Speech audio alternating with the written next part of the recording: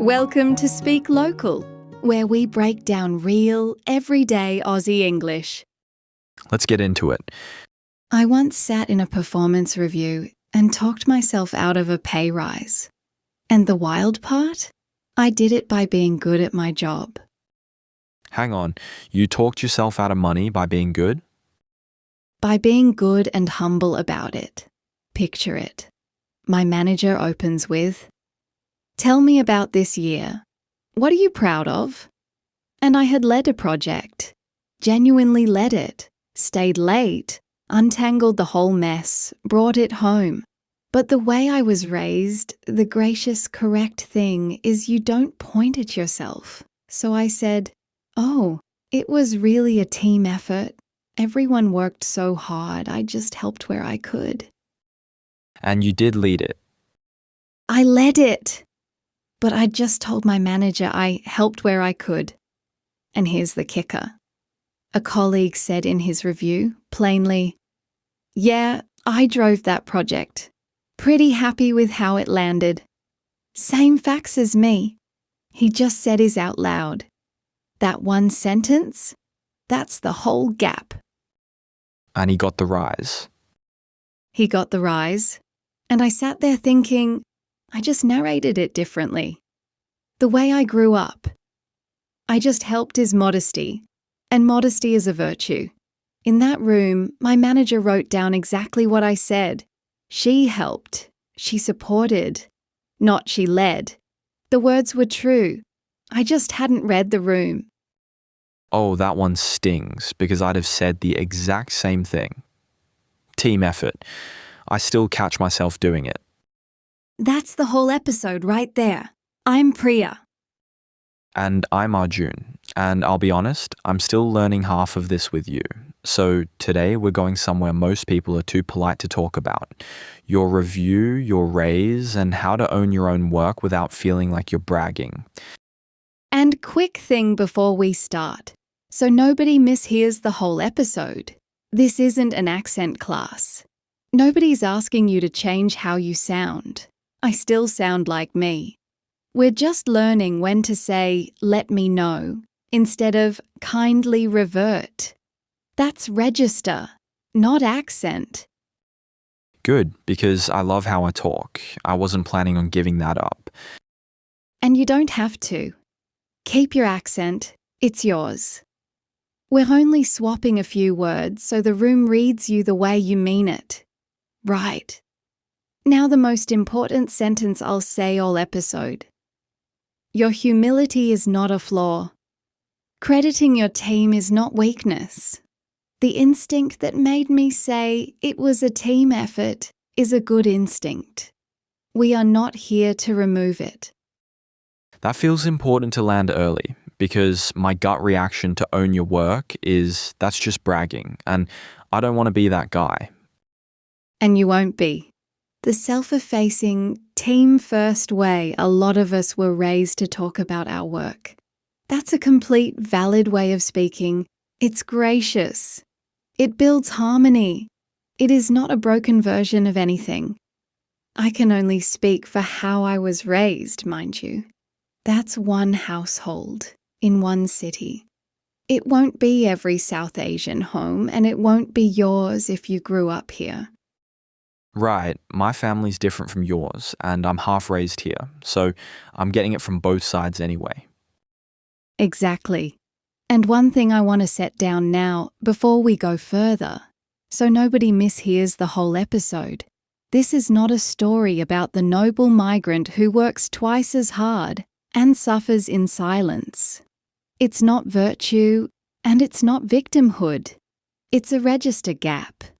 And register gaps are fixable. That's the frame for everything that follows. Good, because I was bracing for just work harder. Never. The skill today isn't stop being humble, it's being bilingual in register. You keep everything you've got, and you add a second setting you switch on in the one room where it pays, literally to switch it on. So both are me. Both are you. It was a team effort, stays yours forever. At the family dinner, in the kitchen at work, keep it.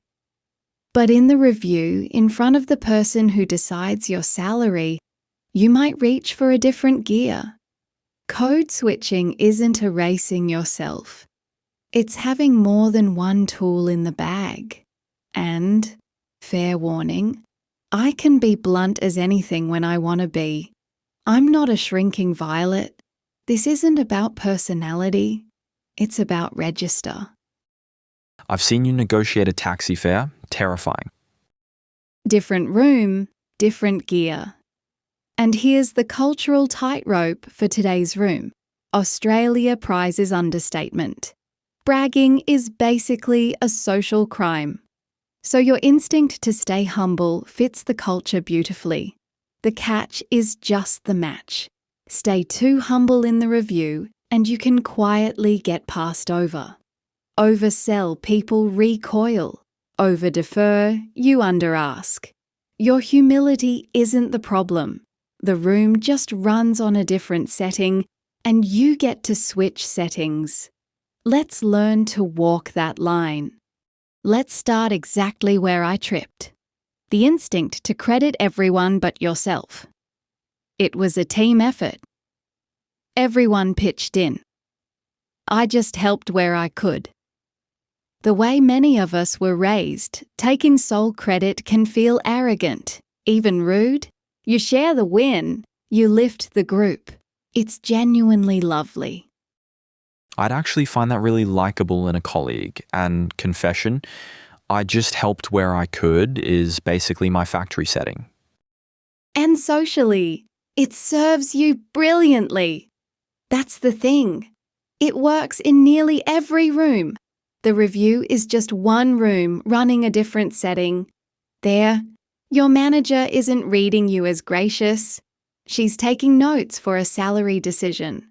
So when you say, I just helped, she literally writes, helped. The Aussie gear is plain ownership. I led that. That was my call. I drove that project. And as a manager, I led that doesn't sound like bragging to me at all. It sounds like a fact I can act on. If you tell me you just helped, I'll go reward whoever you're crediting. That's it exactly. Naming what you did isn't stealing from the team. You can still say, I had a great team and I led it. Both halves are true. Keep it was a team effort for the team. Bring I led that to the review. Okay, I had a great team and I led it. I can actually say that one out loud without cringing. Now the big one, the money. This is where the register gap can cost real dollars, so I'll slow right down. Where a lot of us are trained, you don't just walk up and ask for money. That's crass. You frame it with deference, with respect for the hierarchy. So, a beautifully proper version is, I would like to humbly request that you kindly consider an increment for me. Increment being the pay rise. And okay, I have to own this. I wrote almost exactly that sentence in an email last week. Kindly consider. Word for word. And there's nothing wrong with you for writing it. Increment is the standard, dignified word for a raise where I'm from, and I humbly request. That is a correct, respectful, professional sentence. The person who says it has done nothing wrong. But honestly, in an Aussie office, I humbly request makes me uncomfortable. We run on this egalitarian thing, real or pretended, where the boss is just a colleague with a bigger to-do list. So when someone's very deferential, I don't think, how respectful. I think, oh no, why so formal? Is something wrong? Are they about to quit? And that's the mismatch. The humility that's graceful where I'm from gets read here as nervousness or distance, or Sometimes the deference wraps the ask so softly, the manager misses that you asked at all. Your grace isn't the problem. It just needs a different gear in this one room. Plain, level, direct. I'd like to talk about my salary. Or, I wanted to put a case forward for a review of my pay. That's so much more direct, it almost feels rude to me. And notice, it isn't. Still polite. Still professional. I'm not banging the table. There's just no humbly, no request that you kindly consider. I'm a colleague raising a normal business topic, because here a pay conversation is a normal business topic. It isn't begging. It's information your manager needs to do their job. They can't give you what they don't know you want. And I wanted to put a case forward. As a manager, I love that. It tells me you've thought about it, you've got reasons, you're treating it like adults negotiating. Keep increment. Keep humbly request for the contexts where it's gracious and right.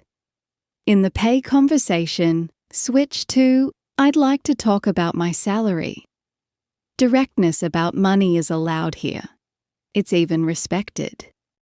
Right. So I keep the email I would have sent for the right room, and I just swap the gear for this one. Here's a sneaky one. And it's the deepest trap in the whole episode. You'll notice Australians understate everything. We'll get to that properly later. It's the local key.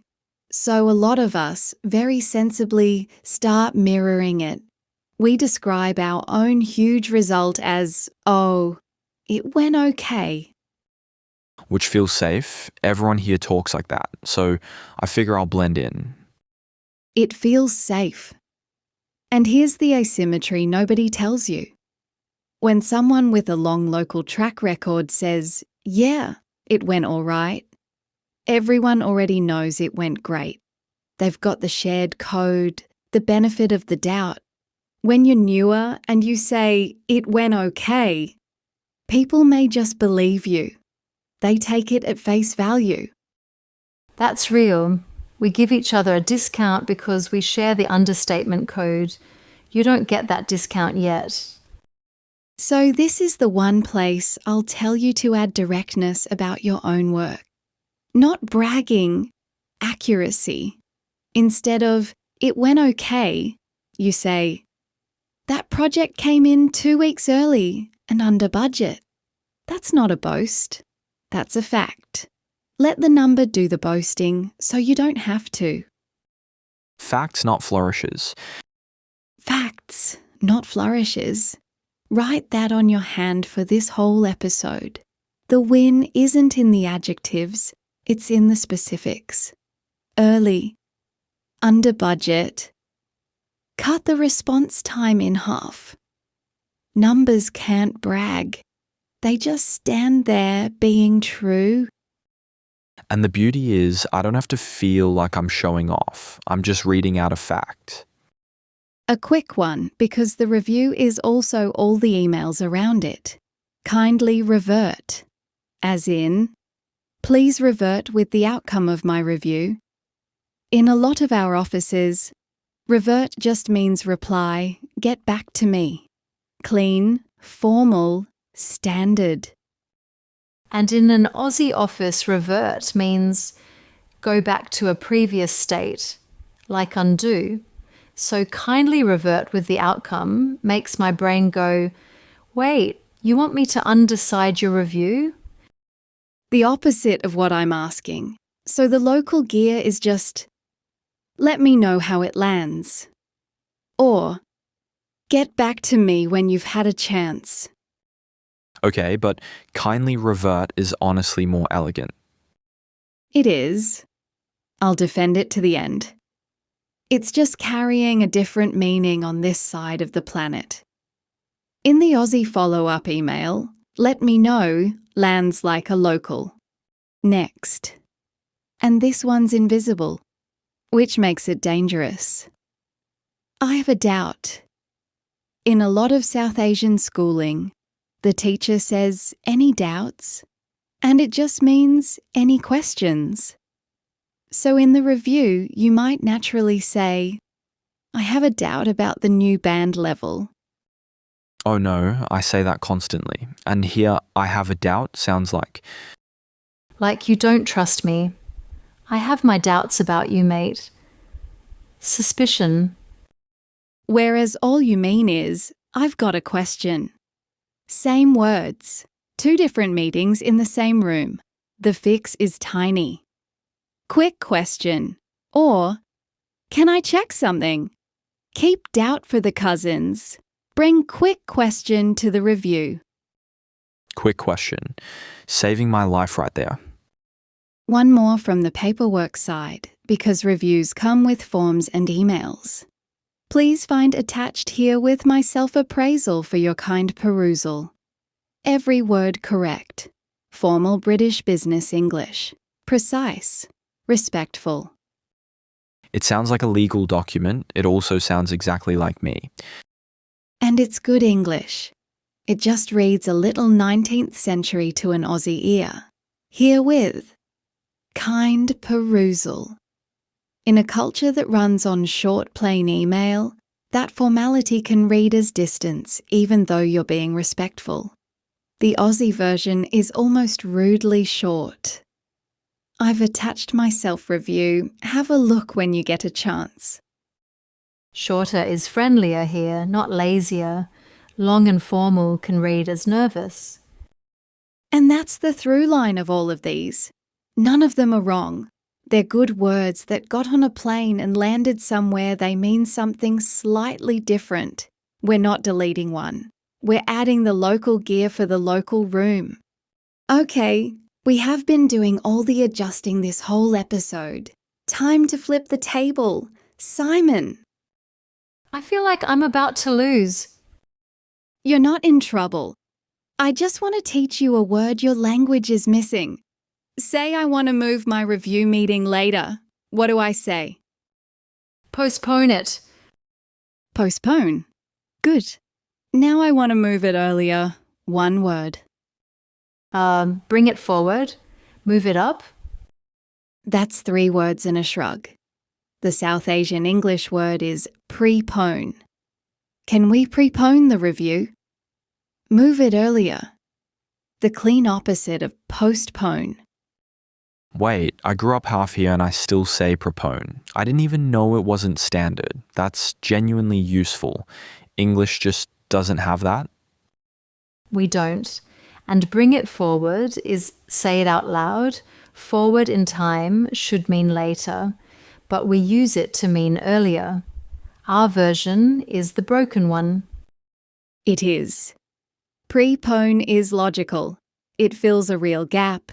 Hundreds of millions of people use it, and English should have had it all along. So this is the reciprocity beat. I'll learn, bring it forward, so I'm understood.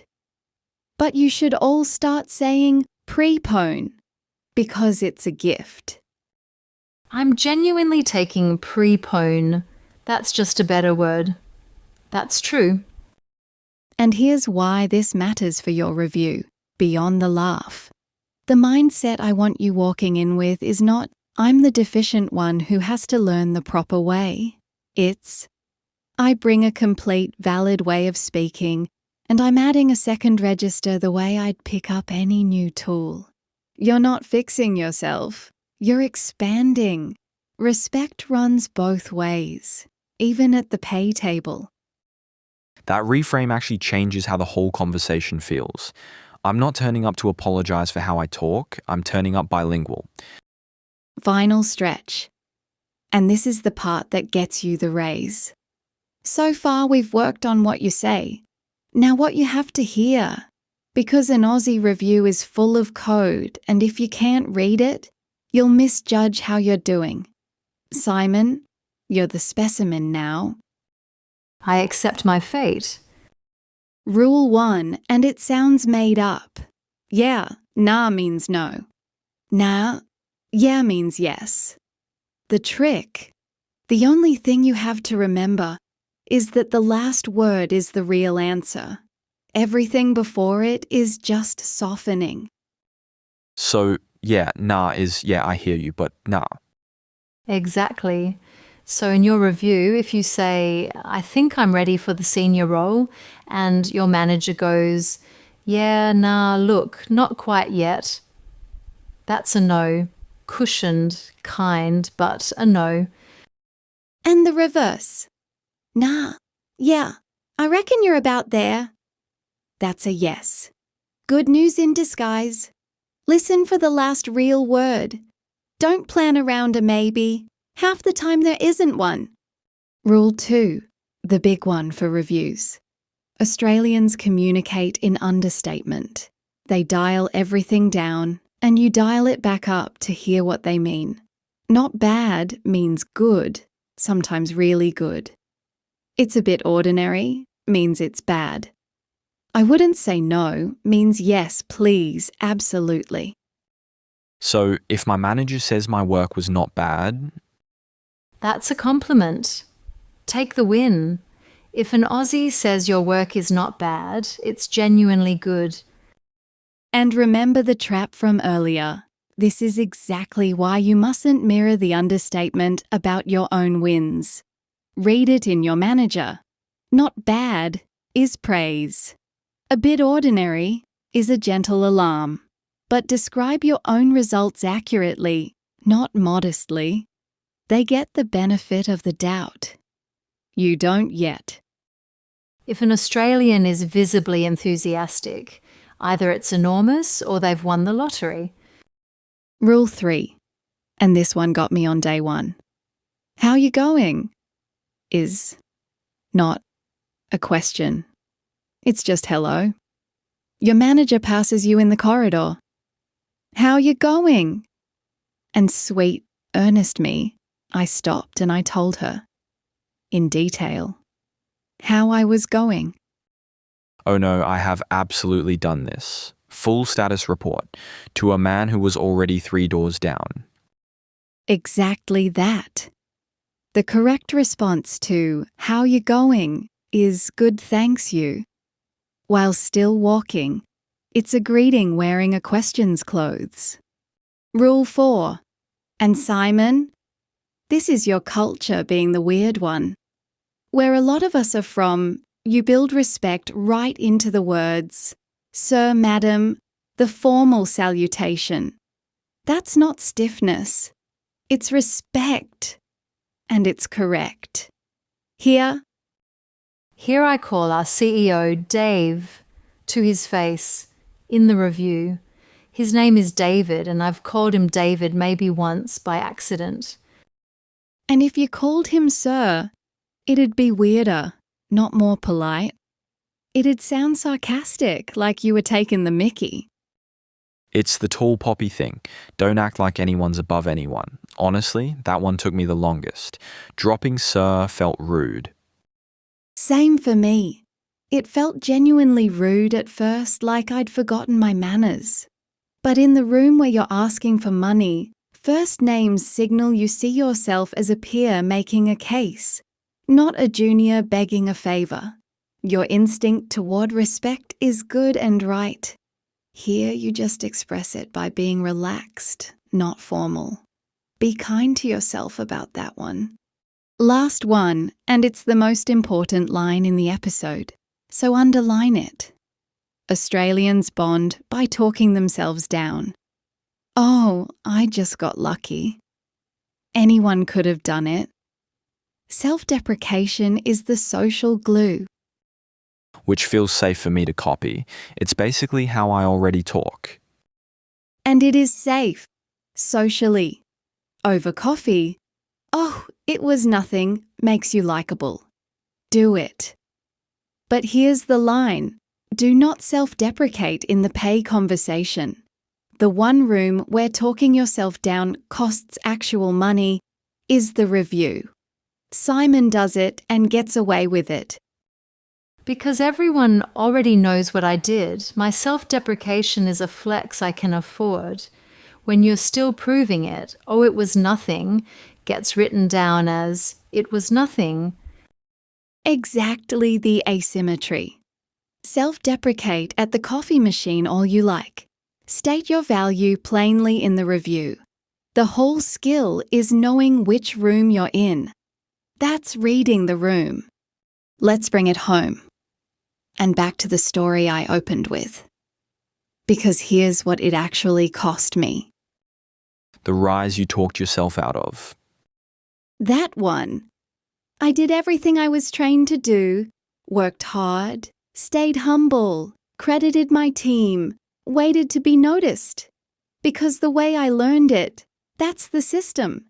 You defer, you deliver. The hierarchy rewards you. And my colleague named his work plainly and got the rise. And I want to be careful saying that out loud because it'd be easy to hear it as the good migrant got robbed. It really would. And I'd hate for anyone to hear it that way. He did nothing wrong, and I'm no martyr. It's not virtue, and it's not victimhood. He named his work plainly, and that's a skill I just hadn't switched on yet. Not a verdict on either of us. It's not the good migrant suffers in silence. No, it's a register gap, and register gaps are fixable. People trained to defer and let the work speak will, on average, under-ask, in a culture that rewards plain self-advocacy. And the work, it turns out, doesn't speak. People speak. And real talk, is it only the words? Because I know people who said it plainly and still got passed over. Honest answer. No, it's not the whole story.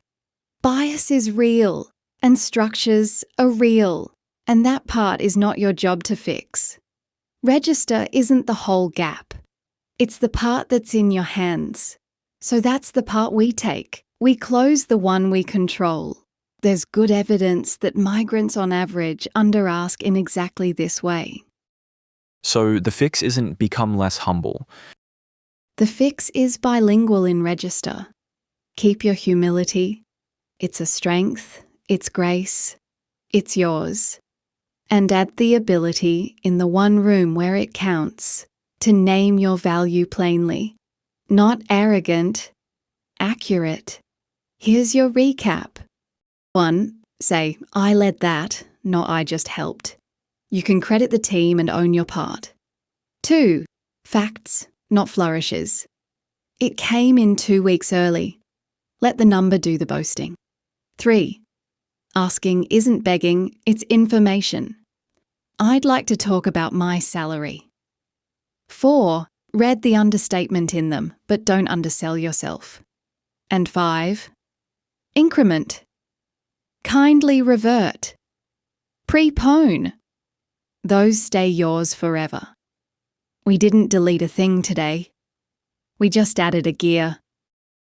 And I'm walking out of here saying prepone with my chest. Some of you Aussies should pick it up. Already have, mate. Fair trade. Fair trade. Here's the note to walk out on. You are not starting from zero, and you are not becoming someone else. You already code switch every single day. One way to your grandmother, another way to a stranger. You are already bilingual in register. All we did today was add one more room to a skill you've had your whole life. You walk into that review as your whole self and let them hear plainly what you're worth. That's a good note to end on. And speaking as someone still learning it with you, it helps to know the words were never the problem. They never were. The room just had some unwritten rules, and now you can read them. I'm Priya. And I'm Arjun. Thanks for spending this time with us on Reading the Room. If this helped, hit subscribe, because being paid what you're worth is a skill, and we'll keep building it together. There's a whole season right here. Speaking up in meetings, the Aussie work email. Until next time, own your work, read the room, and be all of yourself in it. See you next time. Thanks so much for learning with us today. If it helped, give us a subscribe, and the next lesson's ready when you are. This has been Speak Local, real, everyday Aussie English. See you next time. Catch ya.